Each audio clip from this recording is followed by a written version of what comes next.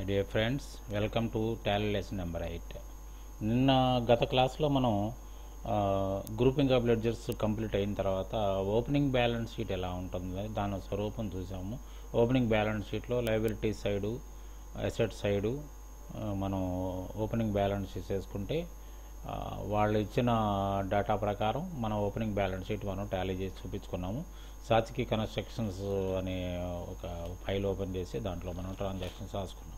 దాంట్లో మనకు జరిగింది ఏంటి, మీరు డెబిట్ క్రెడిట్ అనే దాని గురించి కూడా ఆలోచించకుండా మీరు గతంలో ఇచ్చిన క్లోజ్ అయిన ఫైనాన్షియల్స్లోంచి ఓపెనింగ్ క్లోజింగ్ బ్యాలెన్స్ షీట్ తీసుకుని బ్యాలెన్స్ షీట్లోంచి మీరు ఆ బ్యాలెన్సెస్ యాజ్ ఇట్ ఈజ్గా అకౌంట్స్ ఒకటి క్రియేట్ చేసుకుని లెడ్జర్ అకౌంట్స్ క్రియేట్ చేసుకుని వాళ్ళు ఇచ్చిన గ్రూప్స్ ప్రకారం మీరు దాన్ని రికగ్నైజ్ చేసి దాని బ్యాలెన్సెస్ వేసేసుకున్నారు. దాంట్లో మీకు జరిగిన ఇదేంటంటే అసలు మీ ప్రమేయం లేకుండానే జరిగిపోయింది. క్యాపిటల్ అనగానే ఓపెనింగ్ బ్యాలెన్స్ చేసుకుంటే ఆటోమేటిక్గా క్రెడిట్ వచ్చేసింది. అంటే లయబిలిటీస్ అన్నీ క్రెడిట్ గాను, అసెట్స్ అన్నీ డెబిట్ గాను మీకు చూపించింది. ఆటోమేటిక్గా మీకు టాలీ అయింది. అంటే మీరు ఎక్కడ కష్టపడలేదు, ఇది డెబిట్ బ్యాలెన్స్ అవుతుందా క్రెడిట్ బ్యాలెన్స్ అవుతుందా అనేది ఎక్కడ కష్టపడలేదు. తర్వాత ఏంటంటే దాన్ని ఏది డెబిట్ చేయాలి ఏది క్రెడిట్ అనేది కూడా మీరు కష్టపడలేదు. ఎందుకంటే ఓపెనింగ్ బ్యాలెన్స్ షీట్లో మీరు చేసింది ఏం లేదు, గత క్లోజింగ్ బ్యాలెన్సెస్ తీసుకుని ఇవాళ సిస్టంలోకి ఆ కంపెనీని ఫామ్ చేసుకుని ఆ కంపెనీని క్రియేట్ చేసుకుని దాని బ్యాలెన్సెస్ అన్నీ మీరు వేసుకుని స్టార్ట్ చేసుకున్నారు. తర్వాత నెక్స్ట్ స్టెప్ ఏముంది, ఇప్పుడు అకౌంట్స్ ఇన్ఫర్మేషన్ అయిపోయిన తర్వాత అకౌంట్స్ ఇన్ఫర్మేషన్లో క్రియేషన్ ఆఫ్ గ్రూప్స్ ఉన్నాయి, ఆల్టరేషన్ ఆఫ్ గ్రూప్స్ ఉన్నాయి, తర్వాత లెడ్జర్ అకౌంట్స్ కూడా ఇండివిజువల్గా మీరు క్రియేట్ చేసుకుని దాన్ని ఓపెనింగ్ బ్యాలెన్స్ చేసుకుని క్లోజ్ చేసుకున్నారు. తర్వాత మీకు balance sheet opening balance sheet వచ్చింది. ఇప్పుడు డే టు డే ట్రాన్సాక్షన్స్ అంటే ఓపెనింగ్ బ్యాలెన్స్ షీట్ గత బ్యాలెన్స్ షీట్ని మన పుస్తకాల్లోకి ఇవాళ తీసుకొచ్చుకున్నాం. ఈ రోజు నుంచి మనం చేయాల్సింది ఏంటంటే రెగ్యులర్గా జరుగుతుంది how the funds received by the organisations, how those funds will be utilised by the organisation అనేది కావాలి. అంటే ఏ రకంగా ఫండ్స్ వస్తాయి, అది ఏ విధంగా ఖర్చు పెట్టడం జరుగుతుంది. అంటే రెండు రకాలుగా ఖర్చు పెట్టడం జరుగుతుంది. ఫండ్స్ అనేది ఒకటి క్యాపిటల్ సైడ్ వస్తూ ఉంటుంది, రెండోది రెవెన్యూ సైడ్ వస్తూ ఉంటుంది. క్యాపిటల్ సైడ్ వచ్చేటప్పటికి ఏమవుతుంది, మీకు ఆల్రెడీ ఒక క్యాపిటల్ అకౌంట్స్ వచ్చేసినాయి కాబట్టి ఇంకెప్పుడైనా అవసరం వచ్చినప్పుడు అడిషనల్ క్యాపిటల్ వస్తూ ఉంటుంది. తర్వాత వచ్చేసేసి లోన్స్ ఫ్రమ్ పార్ట్నర్స్ మనకి వస్తూ ఉంటుంది. తర్వాత అన్సెక్యూర్డ్ లోన్స్, సెక్యూర్డ్ లోన్స్, తర్వాత బ్యాంక్ లోన్స్, తర్వాత ఏంటంటే services received by the professionals on credit. అట్లనే services received but paid in the next year means ఏప్రిల్లో. తర్వాత అట్లనే మనకి credit supplies and credit services received from the creditors by the organisation. అంటే ఈ విధంగా ఫండ్ ఎక్వైర్ అవుతుంది. అట్లనే రెవెన్యూ సైడ్ వచ్చేటప్పటికి మీకు ఇది క్యాపిటల్ సైడు. రెవెన్యూ సైడ్ వచ్చేటప్పటికి సేల్స్ ద్వారా కానీ అంటే మీకు మెయిన్ యాక్టివిటీ ఏదైతే దాని ద్వారా వచ్చేది. ఇప్పుడు మెయిన్ యాక్టివిటీ సేల్స్ అనుకోండి, సేల్స్ ద్వారా వచ్చేది రెవెన్యూ సైడ్ అవుతుంది. తర్వాత మెయిన్ యాక్టివిటీ ఏదన్నా మ్యానుఫ్యాక్చరింగ్ అనుకోండి, మ్యానుఫ్యాక్చరింగ్ చేసి దాన్ని సేల్ చేయటం వల్ల వచ్చేది. ఇంకా మెయిన్ యాక్టివిటీ కన్స్ట్రక్షన్ అనుకోండి, కన్స్ట్రక్షన్ వర్క్ ఎగ్జిక్యూట్ చేసి దాని ద్వారా మనం బిల్లు తెచ్చుకోవటం అవుతుంది గవర్నమెంట్ సైడ్ నుంచి కానీ లేకపోతే మన మెయిన్ కాంట్రాక్టర్ దగ్గర నుంచి కానీ. అంటే it depends upon the nature of the business. మీకు మెయిన్ ఎలా ఉంటుందనేది it depends upon the nature of the business.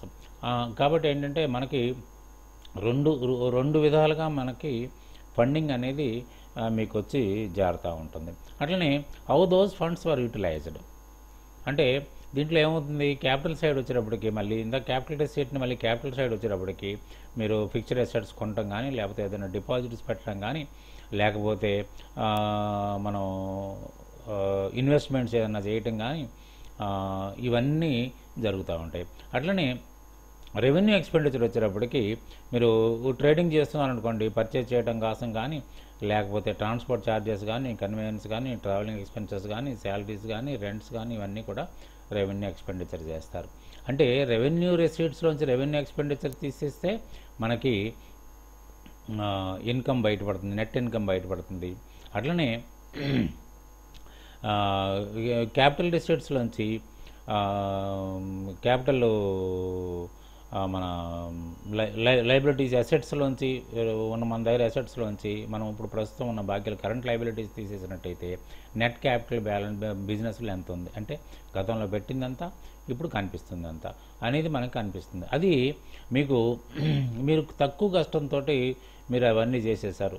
ఏంటి, లెడ్జర్స్ క్రియేట్ చేసేసారు, దాని ద్వారా ఉన్న ఓపెనింగ్ బ్యాలెన్సెస్ చేసుకున్నారు, మీరు అంతటితోటి ఆగారు. కానీ రోజు రోజు నడక స్టార్ట్ అవుతుంది. అంటే ఇవాళ కొంటా ఉంటాం, అమ్ముతూ ఉంటాం, తర్వాత ట్రాన్స్పోర్ట్ ఛార్జెస్ ఇస్తూ ఉంటాం, శాలరీ అడ్వాన్సెస్ ఇస్తూ ఉంటాం, ట్రావెలింగ్ ఖర్చులు పెడుతూ ఉంటాం, సెల్ ఫోన్ ఛార్జెస్ పెడుతూ ఉంటాం, ఎలక్ట్రిసిటీ ఛార్జెస్ పే చేస్తుంటాం. ఇవన్నీ కూడా మనకి డే టు డే ట్రాన్సాక్షన్స్ జరుగుతాయి. ఇదే మెయిన్. మీకు మెయిన్ అకౌంటెన్సీలో మెయిన్ ఏంటంటే ట్రాన్సాక్షన్స్ని ఎంటర్ చేయటం అనేది. దాన్ని అకౌంటింగ్ ప్యాకేజ్ టర్మినాలజీలో మీకు ఓచింగ్ అంటారు, అకౌంటింగ్ ఓచర్స్ అండి. ఇప్పుడు చూడండి, అకౌంట్స్ ఇన్ఫర్మేషన్ తర్వాత ట్రాన్సాక్షన్స్ అనే దాని హెడ్ కింద అకౌంటింగ్ ఓచర్స్ వస్తాయి. ఈ అకౌంటింగ్ ఓచర్స్లో అన్నీ ఒకే రకంగా మీకు పోస్ట్ కావు, రకరకాల స్క్రీన్స్ ఉంటాయి. ఆ స్క్రీన్ ద్వారా మీరు దాని రిలేటెడ్ ఎంట్రీస్ని మనం పాస్ చేసినట్టయితే దాని రిజల్ట్ ఎప్పుడు కావాలంటే అప్పుడు మీకు రిజల్ట్ సిస్టము మీకు అందిస్తూ ఉంటుంది. సో మనం ఈ అకౌంటింగ్ ఓచర్స్కి లోకి క్లిక్ చేద్దాం. క్లిక్ చేస్తే మీకు ఈ విధమైన స్క్రీన్ వస్తుంది. అయితే మీకు దీంట్లో స్క్రీన్స్ ఏంటంటే ఒకటి మీకు ఇప్పుడు పైన మీ కీబోర్డ్ పైన ఉంటాయి చూడండి, escape, F1, F2, F3, F4, F5, F6, F7 ఇట్లా ఉంటాయి. కాబట్టి మనం ఇక్కడ నుంచి ట్రాన్సాక్షన్స్కి F4 నుంచి మనం స్టార్ట్ చేద్దాం. F4 అనేది కాంట్రా అని ఉంటుంది. కాంట్రా అంటే Contra is nothing but transfer of position. అంటే ఒక పొజిషన్ నుంచి ఇంకొక పొజిషన్లోకి ట్రాన్స్ఫర్ అవడం కోసం కాంట్రా అంటారన్నమాట. తర్వాత ఏంటంటే మీకు F5ను కనుక ప్రెస్ చేసినట్టు చూడండి, దీని కలర్ వేరుంది. తర్వాత it is beginning with credit. అట్లనే తర్వాత F5 మనకి ట్రాన్స్ఫర్ చేస్తే పేమెంట్ వౌచర్ వచ్చింది, కలర్ మారిపోయింది. తర్వాత it is beginning with debit. అక్కడేమో మీకు క్రెడిట్లో కనిపించింది, ఇక్కడ డెబిట్లో కనిపించింది. దాని తర్వాత F6 కనుక చేసినట్టయితే రెసీట్ వౌచర్లో మళ్ళీ ఇది కూడా కలర్ మారిపోయింది. మళ్ళీ మీకు బిగినింగ్ ఎక్కడ ఇస్తుంది, క్రెడిట్లోకి వస్తుంది మీకు. తర్వాత F7 వచ్చేటప్పటికి జర్నల్ ఎంట్రీ. దాంట్లో కూడా మళ్ళీ దీంట్లో డెబిట్ తోటి స్టార్ట్ అవుతాం. దీని కలర్ కూడా మారిపోయింది. అంటే దీంట్లో non cash transactions adjustment entries pass చేయడం కోసం దీన్ని ఉపయోగిస్తారు. కాంట్రా వచ్చేటప్పటికి fund transfer from cash to cash or bank to bank or bank to cash and cash to bank, అట్లా ఆ విధంగా ఉపయోగపడుతుంది. రెసీట్స్ వచ్చేటప్పటికి ఫండ్ అప్పుల ద్వారా కానివ్వండి, సేల్స్ ద్వారా కానివ్వండి, పెట్టుబడి ద్వారా కానివ్వండి, ఏ విధంగా వచ్చినా కూడా క్యాష్ రూపంలో వచ్చిన, బ్యాంక్ చెక్ రూపంలో వచ్చినా కూడా మీరు రెసీట్ వోచర్ని వాడుకోవాల్సి వస్తుంది. పేమెంట్ వచ్చారు how the fund so acquired was utilised, అంటే మీరు వచ్చిన ఫండ్ని ఎలా దేనికోసం వాడుకున్నారు, to purchase material or to meet some administrative expenses, whatever it may be, అంటే యూటిలైజేషన్ ఎలా జరిగింది అనే దాని గురించి అది అవుతుంది. తర్వాత జర్నల్ వచ్చేటప్పటికి non cost transactions and adjustment entries, ఈ రన్నింగ్ అడ్జస్ట్మెంట్స్ ఉంటాయి, డిప్రిషియేషన్ అని కావాల్సిన కానీ, తర్వాత ఇంట్రెస్ట్, అక్రూవల్స్, ఇవన్నీ కూడా మనం చేసుకోవాల్సిన పరిస్థితి వస్తుంది. తర్వాత ట్రాన్స్ఫర్ ప్రాఫిట్, ఇన్కమ్ ట్రాన్స్ఫర్ కూడా ఈ జర్నల్ ద్వారానే మనం చేసుకోవాల్సిన పరిస్థితి వస్తుంది. దాని తర్వాత వచ్చేటప్పటికి పర్చేజ్ ఆప్షన్లో మీకు ఎలా అంటే purchase of material which is meant for sale. Purchase means యాక్చువల్గా మీకు చూడండి, మీకు పర్చేజ్ గురించి ఉంటారు. Purchase of machinery, purchase of furniture, purchase of stationery, purchase of tradable goods. ఈ 4 సందర్భంలో మీకు పర్చేజ్ అనే పదం వాడడం జరిగింది. కానీ దీంట్లో రియల్ పర్చేజ్ దేన్ని అంటామంటే పర్చేజ్ ఆఫ్ ట్రేడబుల్ గూడ్స్ అనే దాన్ని మాత్రం అంటాం. లేకపోతే purchase of raw material or purchase of consumable goods in the construction activity. అయితే అందుకని దీంట్లో పర్చేజ్ అనే పదానికి ఇక్కడ కొత్తగా అర్థం మనం చెప్పుకోవాల్సింది ఏంటంటే purchase which is meant for sale or for consumption in the process of manufacturing or for consumption in the process of execution of work. ఇది అంటే ఏంటంటే మనం ఒక వస్తువుని తిరిగి అమ్మటం కోసం purposefully it was purchased to resale it. అంటే మన బిజినెస్ ఏంటి, అమ్మటం, కొనటం, అమ్మటం. దానికోసం కొన్నదాన్నే పర్చేజ్ అనాలి తప్ప మీరు ఫర్నిచర్ కొన్నదాన్ని పర్చేజ్ అంటే ఇప్పుడు ఇప్పుడు ఫర్నిచర్ వచ్చేప్పుడు ఆ పర్చేజ్ క్యాపిటల్ ఎక్స్పెండిచర్ అవుతుంది, ఈ పర్చేజ్ వచ్చేటప్పుడు రెవెన్యూ ఎక్స్పెండిచర్ అవుతుంది. ఇక్కడ మీకు ఆ క్లాసిఫికేషన్ ముందు ముందు పోతున్నప్పుడు మీకు క్లాసిఫికేషన్ అర్థం అవుతుంది. ఒకటేసారి మీకు ఆ క్లాసిఫికేషన్ అర్థం కాదు. ఆల్రెడీ మీరు కామర్స్ స్టూడెంట్స్ అయినా కూడా అంత తేలిగ్గా అర్థం కాదు. సో పర్చేజ్ అంటే దాని అర్థం అది. చూడండి, పర్చేజ్లో కూడా ముందు క్రెడిట్ ఉంది, తర్వాత ఆటోమేటిక్గా డెబిట్ వస్తుంది. దాని తర్వాత వచ్చేప్పటికి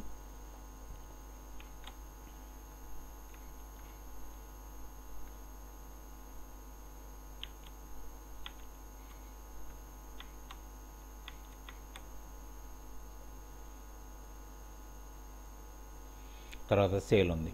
సేల్లో కూడా మీరు చూడండి, దీంట్లో మీకు ఓచర్ టైప్ కావాలంటే ఈ విధంగా వస్తుంది. మీకు సేల్స్లో కూడా ముందు డెబిట్ ఉంది, తర్వాత క్రెడిట్ వస్తుంది ఆటోమేటిక్గా.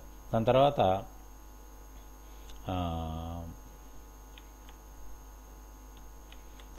మీకు మెమో ఓచర్ వస్తుంది.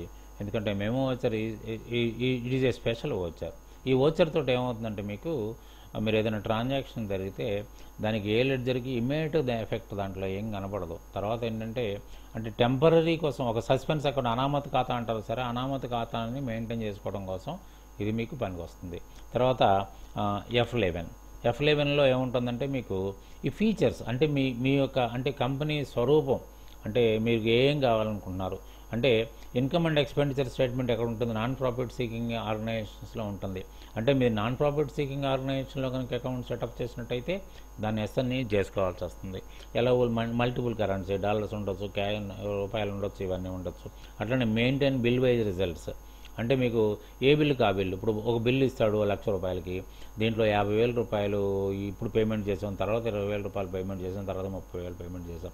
మీరు పేమెంట్ చేసినప్పుడు మీకు డైలాగ్ బాక్స్లో క్లారిటీ వస్తుంది. ఏ బిల్లు బాపతే మీరు ఇస్తున్నారు అంటే అప్పుడు ఏమవుతుందంటే మీకు బిల్ వైజ్ మనకు డీటెయిల్స్ వస్తాయి. ఆ బిల్ వైజే పేమెంట్ జరుగుతూ ఉంటుంది. కాబట్టి మీకు ఈ బిల్లు వరకు పేమెంట్ అయిపోయిందండి, ఇక్కడ నుంచి మీకు పేమెంట్ ఇవ్వాలని మనం చెప్పడానికి ఈజీగా ఉంటుంది. అది బిల్ వైజ్ మీరు ఆప్షన్ కావాల్సినప్పుడు అది చేసుకోవచ్చు. తర్వాత యాక్టివేట్ ఇంట్రెస్ట్ క్యాల్కులేషన్. మీరు ఇంకోటి ఏంటంటే మీరు ఎవరికన్నా మీరు బాకీ ఉన్నప్పుడు కానీ డేట్ వైజ్ ఇంట్రెస్ట్ క్యాల్కులేట్ చేసుకోవాలంటే మనకు చాలా టైం పట్టేస్తుంది. ఇది అట్లా కాకుండా ఇంట్రెస్ట్ క్యాల్కులేషన్ కనుక యాక్టివేట్ చేసుకున్నట్టయితే ఆటోమేటిక్గా అది ఇంట్రెస్ట్ క్యాల్కులేట్ చేసి డే వైజ్ ఇంట్రెస్ట్ క్యాల్కులేట్ చేసి మనం ముందు పెట్టేస్తుంది. ప్లస్ మైనస్లు రెండు ఉంటాయి. ఆ నెట్ ఫిగర్ మనం తీసుకోవచ్చు. సరే, ఇప్పుడు ఈ ఫీచర్స్ అనేది ఎలా ఉంటుందంటే మీ అవసరాలకు తగ్గట్టుగా మీకు ఏ కంపెనీ అయితే మెయింటైన్ చేస్తున్నారో అది అవసరాలకు తగ్గట్టుగా మీరు అది చేసుకునే వీలుంది. అదే అప్పుడు దాని గురించి పట్టించుకోవచ్చు. దాని తర్వాత ఏంటంటే మీకు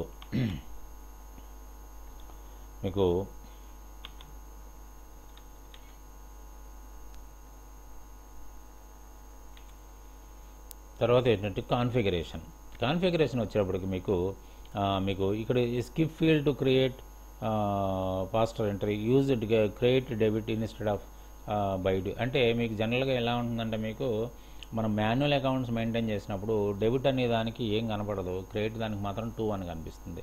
సో ఇక్కడ మీకు డెబిట్ క్రెడిట్ కావాలన్నా ఈజీగా అర్థం కావడానికి, లేకపోతే 2 బై కావాలనేది మీరు పెట్టుకోవచ్చు.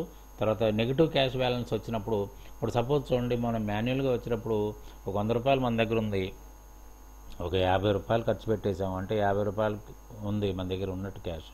తర్వాత పొరపాటున ఒక ₹70 మీరు ఖర్చు పెట్టారనుకోండి, అంటే యాక్చువల్గా మన దగ్గర ఉన్న బ్యాలెన్స్ ₹50. ఇప్పుడు ₹70 ఎట్లా ఖర్చు పెట్టగలుగుతారు? It is impossible. సో అప్పుడు ఏమవుతుంది, సపోజ్ ₹70 తీసుకోమన్నాడు అనుకోండి, తీసుకుంటుంది. అది తీసుకున్న తర్వాత ₹20 మీకు రెడ్ బ్యాలెన్స్ కనిపిస్తుంది, నెగిటివ్ బ్యాలెన్స్ కనిపిస్తుంది. ఆ నెగిటివ్ బ్యాలెన్స్కి వార్నింగ్ అన్నమాట. అంటే వార్నింగ్ వచ్చినప్పుడు అరే మనం ఎక్కడో తప్పు చేసాము అంటే ఒక రెసీట్ ఎంటర్ చేసుకోవడం మర్చిపోయి ఉండాలి. ఇది ₹50 వచ్చిన ₹70 లేదా ₹30 వచ్చిన ₹70 రాసినా కూడా మనకి ఇక్కడ నెగిటివ్ బ్యాలెన్స్ వస్తుంది. మళ్ళీ వచ్చి ఇంకొకసారి వెరిఫై చేసుకుంటే మనం కరెక్ట్ ఫిగర్ వేసుకున్నట్టయితే ఒరిజినల్ పాజిటివ్ బ్యాలెన్స్ మనకు కనిపిస్తుంది. కాబట్టి అది మనం దిద్దుకోవడానికి పనికొస్తుంది.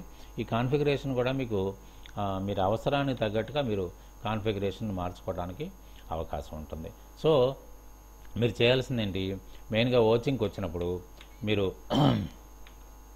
కోచింగ్లో మీకు ఈ ట్రాన్సాక్షన్ దేనికి పనికి వస్తుంది అంటే మీరు మెయిన్గా మీకు కాంట్రా ఓచర్ ఒకటి ఉంటుంది, పేమెంట్ ఓచర్ ఒకటి ఉంటుంది, రెసీట్ ఓచర్ ఒకటి ఉంటుంది, జర్నల్ ఓచర్ ఉంటుంది, తర్వాత సేల్స్ ఓచర్ ఒకటి ఉంటుంది, పర్చేజ్ ఓచర్ ఉంటుంది.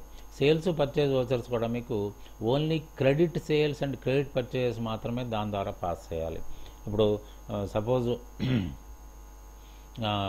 క్యాష్ సేల్స్ అనుకోండి, ఆటోమేటిక్గా మీకు డబ్బులు వస్తాయి, ఇక్కడ మీకు డబ్బులు తీసుకుంటారు, అటు goods will go out. So ఆటోమేటిక్గా you can take that in the receipt option.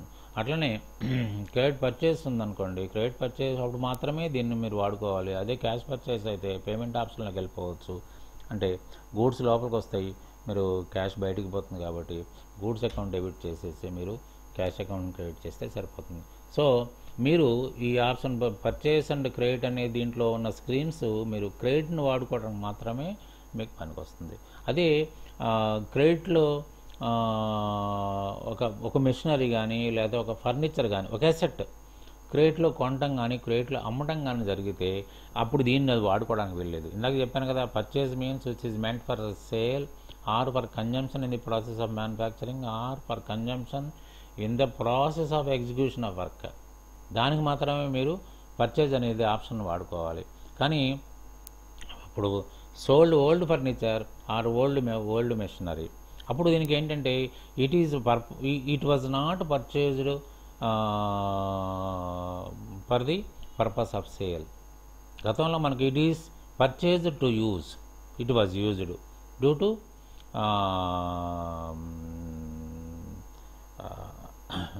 Age we are going to dispose it of.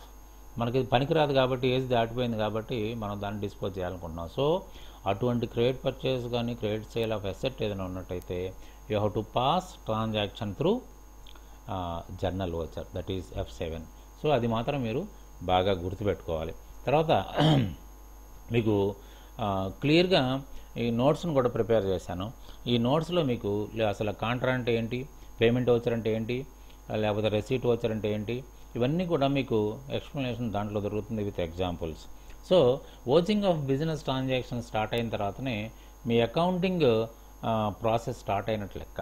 అప్పటి వరకు అకౌంటింగ్ ప్రాసెస్లోకి మీరు వెళ్ళినట్టు కాదు.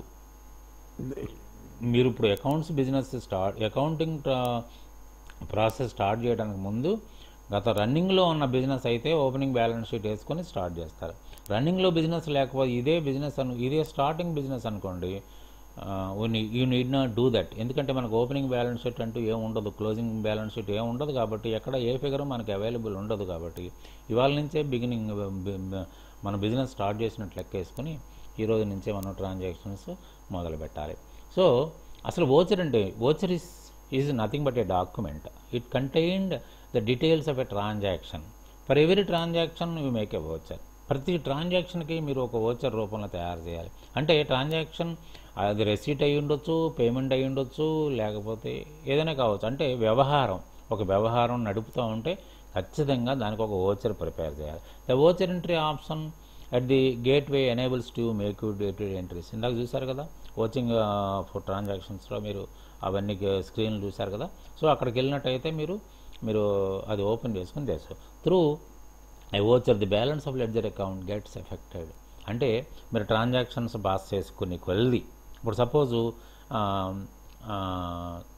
క్యాష్ బ్యాలెన్స్ ఈజ్ నిల్ అనుకుందాం. Cash balance is nil. So ఇప్పుడు క్యాపిటల్ ₹1,00,000 వచ్చింది అనుకోండి. క్యాపిటల్ ₹1,00,000 వచ్చినప్పుడు ఏమవుతుంది, the cash balance will be raised from 0 to 1 lakh. అంటే దీని లెడ్జర్ అకౌంట్ ఎఫెక్ట్ అయింది కదా. అంటే నిన్నటి దాకా అది 0 ఉంది, ఈ క్షణం నుంచి అది 1 lakh వెళ్ళింది. అట్లనే purchased furniture for ₹25,000. Already 1 lakh ఉందనుకోండి, 25,000 ఖర్చు పెడితే ఏమైంది, ఇది కూడా ఎఫెక్ట్ అయింది. అంటే 1 lakh బ్యాలెన్స్ని తీసుకొచ్చి 75,000కు పడగొట్టేసింది. అది ఎందుకని 25,000 was taken back to purchase a furniture and asset. So అందుకని ప్రతి ఓచరు మీకు ఒక లెడ్జర్ని ఎఫెక్ట్ చేస్తుంది. అంటే మీకు 2 sides ఎఫెక్ట్ అవుతుంది, ఒకటి పెరుగుద్ది ఒకటి తరుగుద్ది అన్నారా. కాబట్టి ఏంటంటే లేకపోతే ఒకటి కాంపెన్సేట్ చేస్తుంది, ఒకటి తరిగి మళ్ళీ అదే కోవకలో ఇంకోటి పెరుగుతూ ఉంటుంది. ఒకటి తరిగి ఒకటి పెరిగిన అంటే మీకు ఈక్వేషన్ గురించి మాట్లాడినప్పుడు, అకౌంటింగ్ ఈక్వేషన్ గురించి మాట్లాడినప్పుడు నేను ఒక 10 ఉదాహరణలు మీకు చెప్తాను. ఏ విధంగా తరుగుతుంది, ఏ విధంగా పెరుగుద్ది, ఏ విధంగా కాంపెన్సేట్ అవుతుంది అనేది మన ఈక్వేషన్ ఆఫ్ అకౌంటింగ్ ఈక్వేషన్ అప్పుడు మనం తెలుసుకునే అవకాశం ఉంది. అది అప్పుడు చూద్దాం. సో దీంట్లో ఇందాక నేను చెప్పినట్టుగా మీరు ఆ వోచర్ని ఆప్షన్ తీసుకున్నట్టయితే మనం ఏదైతే రెడ్లో ఉందో దాన్ని ప్రెస్ చేశారనుకోండి, వస్తే మీకు అది ఆ స్క్రీన్లో ఓపెన్ అవుతాయి. స్క్రీన్లో ఓపెన్ అయినప్పుడు ముందుగా మీకు F4 నుంచి స్టార్ట్ చేద్దాం. F4లో ఏమవుతుంది, మీకు కాంట్రా, దీంట్లో transfer of position of cash or bank funds.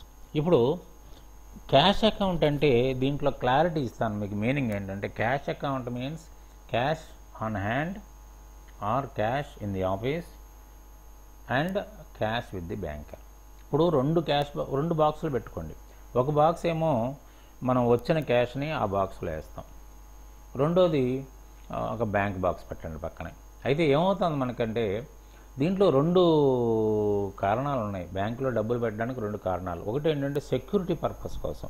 ఇప్పుడు 2-3 లక్షల రూపాయలు ఉన్నాయనుకోండి, మన బ్యాంకులో మనం డబ్బులు మన గల్లాలో పెట్టేసి తాళం వేసి నిర్భయంగా ఇంటికి వచ్చి పడుకుని తెల్లారి వెళ్ళలేం, ఎందుకంటే రాత్రికి ఏదైనా జరిగి ఉండొచ్చు.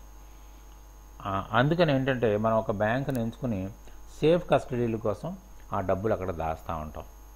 తర్వాత రెండోది ఏమవుతుందంటే మనకి ఇన్కమ్ ట్యాక్స్ రూల్స్ని గౌరవించాలి కాబట్టి మనం దీంట్లో ఎలా ఉంటుందంటే మీకు 20,000 రూపీస్ దాటి మీరు ఏదైనా పేమెంట్ కనుక చెయ్యాలి అంటే మీరు payment about 20,000 you will not be allowed to pay through cash. You will be allowed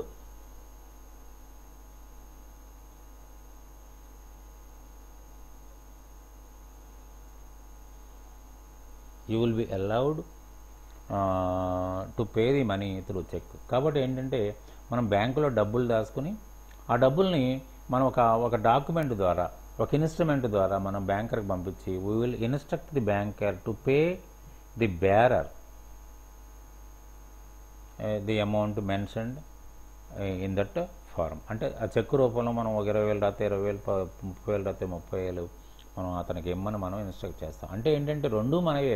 ఒకటేమో మన ఆఫీస్లో ఉంటుంది, రెండోదని బ్యాంకుకి వెళ్ళాలి ఉంటుంది.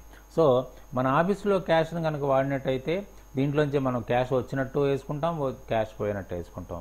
అదే బ్యాంకు నుంచి వచ్చినట్టయితే ఎక్కడి నుంచి అన్న చెక్ వచ్చిందనుకోండి, you will send it to the banker for collection. ఎందుకంటే క్యాష్ చెక్ కూడా it is nothing but cash. కానీ ఆ చెక్ బ్యాంకర్కి ఇస్తే banker will take that risk to collect the amount which was given to you. అంటే మీకు ఎవరైతే ఇచ్చారో వాళ్ళ బ్యాంకర్కి పంపించి ఆ డబ్బులు వసూలు చేసి మీకు మీ అకౌంట్లో వేస్తాడు భద్రంగా. సపోర్ట్ ఏంటంటే you will take that risk and you will charge something, you will collect something in the form of charges from you. అంటే మీ అకౌంట్లో అది తీసేసుకుంటాడు.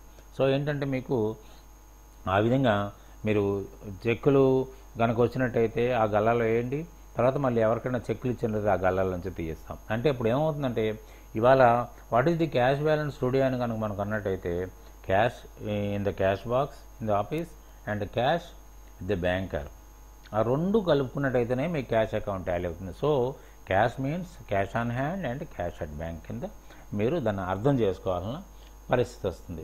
సరే, సెకండ్ వన్ ఈజ్ మీకు పేమెంట్ ఆప్షన్. పేమెంట్ ఆప్షన్లో ఎలా ఉంటుందంటే మీకు క్యాష్ ద్వారా కానీ బ్యాంకర్ చెక్ ద్వారా కానీ మీరు ఎవరికైనా పే చేయడానికి ఈ ఆప్షన్ మీరు వాడుకోవాల్సిన పరిస్థితి వస్తుంది.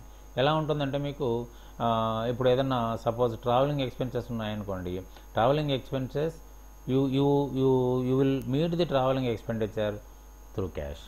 అట్లనే ఎవరికైనా ట్రాన్స్పోర్ట్ ఛార్జెస్ ఉన్నాయనుకోండి, ట్రాన్స్పోర్ట్ ఛార్జెస్ ఉన్నట్టయితే వాడికి ఏదైనా హెవీ అమౌంట్ అయితే మనం cheque will be given to the transporter and the transporter in turn will collect from our banker. So అప్పుడు ఏమవుతుంది, మనం చెక్ ద్వారా పేమెంట్ చేసే పరిస్థితి వస్తుంది. అంటే మనం ఇవ్వలేదు, ఇక్కడ మన బ్యాంకర్ని ఇమ్మని ఇన్స్ట్రక్ట్ చేసి తీసేసుకున్నాం. సో మీరు ఏదన్నా పేమెంట్ క్యాష్ ద్వారా చేయడం కానీ లేకపోతే బ్యాంకర్ ద్వారా చేయడం కానీ దీనిలో ఉపయోగించుకుంటాం అన్నారా. తర్వాత రెసీట్ అంటే దీనికి ఆపోజిట్లో ఉంటుంది. ఎక్కడి నుంచైనా మనకి క్యాష్ రావడం కానీ, అంటే పార్టీ ఏదైనా సేల్ చేయటం వల్ల కానీ, లేకపోతే అప్పు తీసుకోవడం వల్ల కానీ, లేకపోతే ఇంకా ఇతరత్ర ఏదైనా ఇంట్రెస్ట్ రావడం కానీ, కమిషన్ రావడం కానీ, బ్రోకరేజ్ రావడం కానీ, ఏదన్నా మనకి చెక్ ద్వారా కానీ క్యాష్ ద్వారా కనుక వచ్చినట్టయితే ఈ రెసీట్ ఆప్షన్ మనం వాడుకోవడం జరుగుతుంది. దాని ప్రకారం మనం చేసుకోవాలి. దేంట్లో పేమెంట్ ఆప్షన్కి ఇది క్వైట్ ఆపోజిట్లో ఉంటుంది. తర్వాత ఈ స్క్రీన్ కూడా మీరు అబ్జర్వ్ చేసినట్టు ఎలా ఉంటుందంటే మీకు ముందు ఇందాక చూసారు స్క్రీన్లు, ముందు పేమెంట్ ఆప్షన్ వచ్చేవాడికి ముందు డెబిట్ తోటి స్టార్ట్ అయ్యి క్రెడిట్ తోటి ఎండ్ అవుతుంది. రిసీట్ వచ్చేటప్పటికి దానికి ఆపోజిట్ డైరెక్షన్లో ఉంటుందని చెప్తున్నాం కాబట్టి క్రెడిట్లతో స్టార్ట్ అయ్యి డెబిట్ తోటి ఎండ్ అవుతుంది. తర్వాత ఈ journal it will be used to pass to record the transaction which is of non cash nature. అంటే మీకు ఎక్కడ డబ్బులు అనేది ఎక్కడెక్కడ కనపడదు.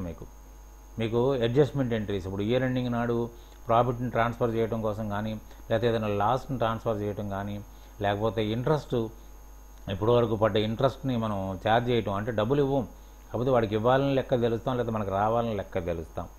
సో ఈ విధంగా మనకి అట్లనే sale or purchase of an asset, అరువు మీద కనుక మనం కొన్నట్టు కానీ అమ్మటం కానీ జరిగినట్టయితే దాన్ని కానీ ఈ జర్నల్ ద్వారా మనం పాస్ చేస్తాం. తర్వాత జర్నల్ ద్వారా ఇంకోటి ఏంటంటే మీరు F11 ఇందాక ఫీచర్స్ చెప్పాను కదా, ఆ ఫీచర్స్ మీకు అనుగుణంగా మీకు వాళ్ళు డెబిట్ నోటు క్రెడిట్ నోటు కనుక అవసరం అనుకున్నట్టయితే దాన్ని అది కనుక ఆ ఫీచర్స్లోకి వెళ్తే యూ కెన్ చేంజ్ దట్. అంటే డెబిట్ నోటు క్రెడిట్ నోటు ఎందుకు వస్తుందంటే మనకి అడ్జస్ట్మెంట్. అప్పుడు ఏమవుతుందంటే మనకి మనం పంపించిన సరుకులు ఏదైనా ఖరాబ్ ఉన్నట్టయితే మనకు వాడు వాపస్ పంపిస్తాడు. మనకు వాపస్ ఎట్లా పంపిస్తాడు, మనకి డెబిట్ చేస్తూ ఒక డెబిట్ నోట్ పంపిస్తాడు. We're herewith sending the goods which are damaged in the transit అని దానికి వాల్యూ కూడా వేసి పంపించేస్తాడు. అంటే the other person is debiting our account. Debit note అంటే అర్థమైంది. అప్పుడు మనం ఏం చేస్తాం, సరే వాడు పంపించింది మనం యాక్సెప్ట్ చేసి ఆ రేటు అదంతా క్యాలిక్యులేట్ చేసి యాక్సెప్ట్ చేసి against that we have to pass a credit note. అంటే we're crediting your account for the goods received in the shape of damages అని మనం దాన్ని నేరేట్ చేస్తూ పంపిస్తాం. So debit to credit notes కూడా ఈ జర్నల్ ఎంట్రీస్లో ఉంటాయి. ఆ ఆప్షన్ మీరు చేసుకోవడం కోసం మీరు ఫీచర్స్లో కనుక మార్చుకున్నట్టయితే అది మీరు ఉపయోగించుకోవడానికి పనికొస్తున్నాయి. దీంట్లో కూడా మీకు ఏమవుతుంది, డెబిట్ తోటి స్టార్ట్ అవుతుంది, క్రెడిట్ తోటి ఎండ్ అవుతుంది.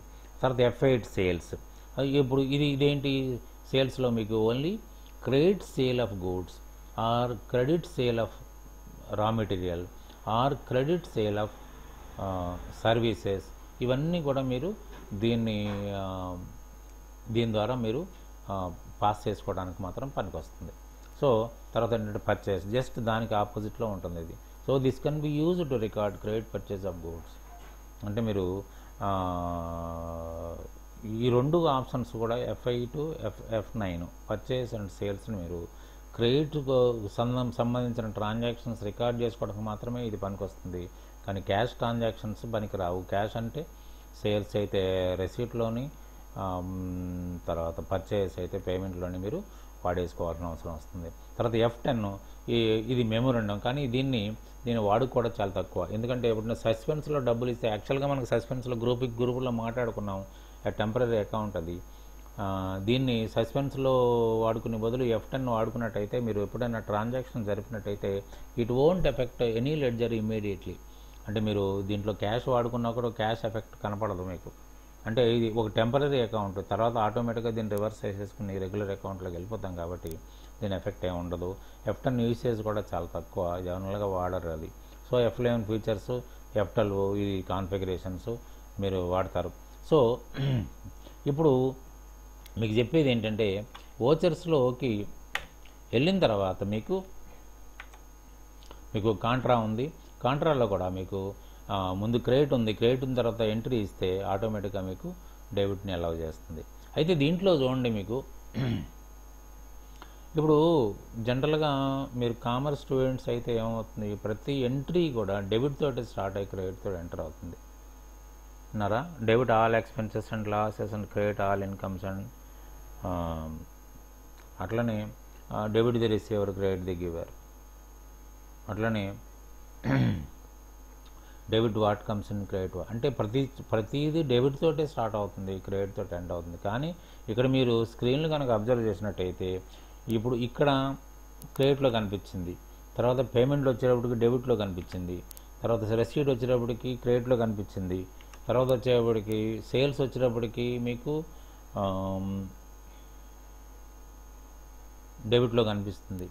అయితే ఈ డెబిట్ టు క్రెడిట్ అసలు స్క్రీన్స్ గురించి మనం ముఖ్యంగా మాట్లాడుకోవాలి. గతంలో నేను మీకు గ్రూపింగ్ ఆఫ్ లెడ్జర్స్ అయిన తర్వాత మీకు ఓపెనింగ్ బ్యాలెన్స్ షీట్ చెప్పేటప్పుడు ఒక మాట మాట్లాడాను. ఎందుకంటే నాకంటే పెద్ద గురువు, నాకంటే కాన్సన్ట్రేషను, నాకంటే మీ పైన ఇంట్రెస్ట్ చూపించి గురువు ఒకడున్నాడు. అది this is nothing, that is nothing but స్క్రీన్లో ఎంత గొప్ప మార్పులు వస్తాయంటే చూడండి. ఇప్పుడు నేను చెప్పిందే ఒకటేమో క్రెడిట్తో స్టార్ట్ అవుతుంది, డెబిట్తో ఎండ్ అవుతుంది. ఇంకో డెబిట్తో స్టార్ట్ అవుతుంది, క్రెడిట్తో ఎండ్ అవుతుంది. What is the meaning, what is the reason behind it? ఏదో ఒక కారణం ఉండాలి కదా. కారణం లేకుండా ఏదో పిచ్చోళ్ళలాగా ముందు డెబిట్ చేద్దాం తర్వాత క్రెడిట్ చేద్దాం అని అనుకోడు కదా. ఎందుకంటే డబుల్ ఎంట్రీ సిస్టమ్ ఆఫ్ అకౌంటింగ్లో, మాన్యువల్ సిస్టమ్ ఆఫ్ అకౌంటింగ్లో మనం నేర్చుకున్నప్పుడు డెబిట్ తోటి బిగిన్ అయ్యి క్రెడిట్ తోటి ప్రతి ట్రాన్సాక్షన్ డెబిట్ క్రెడిట్ అవుతుంది తప్ప కొన్ని క్రెడిట్లతోటి కొన్ని డెబిట్లతోటి ఇది కావట్లేదు. అయితే దీంట్లో ఇంకొక విషయం మీకు చెప్పేది ఏంటంటే, ఇప్పుడు డెబిట్ క్రెడిట్కి ఒక ట్రూ మీనింగ్ అంటూ ట్రూ ట్రాన్స్లేషన్ ఇంగ్లీష్లో లేదు. ఇది ఇటాలియన్ వర్డు. అయితే మనకి సరే మనం what do you mean by debit and what do you mean by credit అంటే రకరకాల అర్థాలు మీకు నెట్లో ఓపెన్ చేసినా కనిపిస్తాయి, మీ టెక్స్ట్ బుక్స్ ఓపెన్ చేసినా కూడా కనిపిస్తాయి. దాంట్లో ఏంటంటే అసలు డెబిట్ క్రెడిట్కి మీనింగ్ చెప్పడం మానేసేసి రూల్స్ని మాత్రమే చెప్పారు. మీరు ఆదర్స్ అందరూ కూడా రూల్స్నే చెప్పడం, మీరు లెక్చరర్స్ అదే చెప్తారు, మీకు ఇన్స్టిట్యూట్కి వెళ్ళిన అదే చెప్తారు, మీరు ఎక్కడ చూసినా అదే కనిపిస్తుంది. కానీ నా ఎక్స్పీరియన్స్ తోటి నేను చెప్పబోయేది ఒకటే. డెబిట్ అంటే యూటిలైజేషన్ ఆర్ డెస్టినేషన్. అంటే ఏదైతే మనం ఫండ్ను వాడుకుంటామో, దేనికైతే వినియోగిస్తామో దాన్ని డెబిట్ చేయి. దేనికైనా సరే, ఇప్పుడు పర్చేజ్ ఆఫ్ మిషనరీ అంటే మిషనరీ కొనడానికి వినియోగిస్తున్నాం.